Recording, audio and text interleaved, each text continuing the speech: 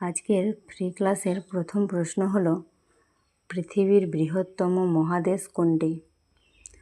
তো এই প্রশ্নের উত্তর কী হবে না, পৃথিবীর বৃহত্তম মহাদেশ হলো এশিয়া মহাদেশ। 2 নম্বর প্রশ্ন, ভারতের সর্বোচ্চ জলপ্রপাতের নাম কি? তো এই প্রশ্নের উত্তর কী হবে না, ভারতের সর্বোচ্চ জলপ্রপাত হলো যোগ জলপ্রপাত। 3 নম্বর প্রশ্ন হলো পশ্চিমবঙ্গের সর্বোচ্চ শৃঙ্গের নাম কি? এখানে প্রশ্নে বলা হচ্ছে পশ্চিমবঙ্গের সর্বোচ্চ শৃঙ্গ, তো এই প্রশ্নের উত্তর কী হবে, সান্দাকফু। এখানে কিন্তু ভারতের সর্বোচ্চ শৃঙ্গ বলেনি, আর যদি ভারতের সর্বোচ্চ শৃঙ্গের নাম বলা হয় তাহলে সেটা হবে কাঞ্চনজঙ্ঘা। 4 নম্বর প্রশ্ন, তারাপুরে কি কেন্দ্র আছে? তো এই প্রশ্নের উত্তর হয়ে যাবে তারাপুরে পারমাণবিক বিদ্যুৎ কেন্দ্র রয়েছে। 5 নম্বর প্রশ্ন, ভারতের প্রাচীনতম ভঙ্গিল পর্বত কোনটি?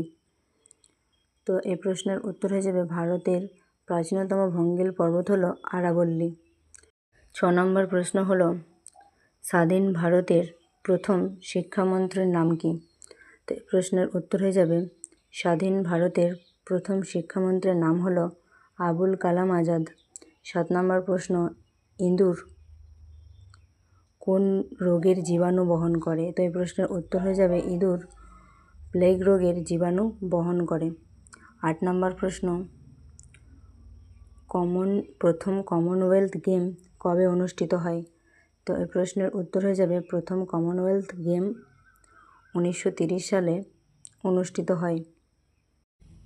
ক্লাসটি শেষ পর্যন্ত দেখার অনুরোধ রইল, কারণ এই ক্লাসে সমস্ত সরকারি চাকরির গুরুত্বপূর্ণ ও কমনযোগ্য প্রশ্ন উত্তর করানো হয়। তো আজকের ক্লাসের 9 নম্বর প্রশ্ন হলো ভারতীয় ফুটবলে কে প্রথম অর্জুন পুরস্কার পেয়েছিলেন? তো এই প্রশ্নের উত্তর হয়ে যাবে পিকে ব্যানার্জি। 10 নম্বর প্রশ্ন, নীলদর্পণ নাটকটি কে রচনা করেছেন? তো এই প্রশ্নের উত্তর কী যাবে না, নীলদর্পণ নাটকটি দীনবন্ধু মিত্র রচনা করেছেন। 11 নম্বর প্রশ্ন, কলকাতা ভারতের রাজধানী কত সাল পর্যন্ত ছিল?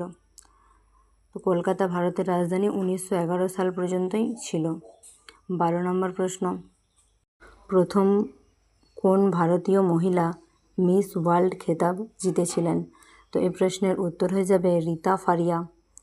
13 নম্বর প্রশ্ন, ডায়াবেটিস শরীরের কোন অংশে হয়ে থাকে? ডায়াবেটিস শরীরের কোন অংশে হয়ে থাকে না, রক্তে।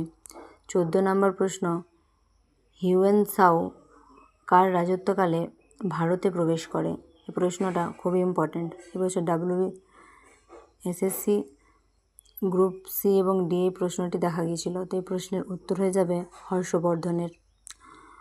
15 নম্বর এবং আজকের শেষ প্রশ্ন, বিহু কোন রাজ্যের আঞ্চলিক উৎসব? এই প্রশ্নটিও খুবই গুরুত্বপূর্ণ। এই প্রশ্নের উত্তর হয়ে যাবে বিহু হলো আসাম রাজ্যের আঞ্চলিক উৎসব। ক্লাসটি যদি আপনাদের ভালো লেগে থাকে অবশ্যই লাইক, কমেন্ট, শেয়ার এবং সাবস্ক্রাইব করে দেবেন। ধন্যবাদ।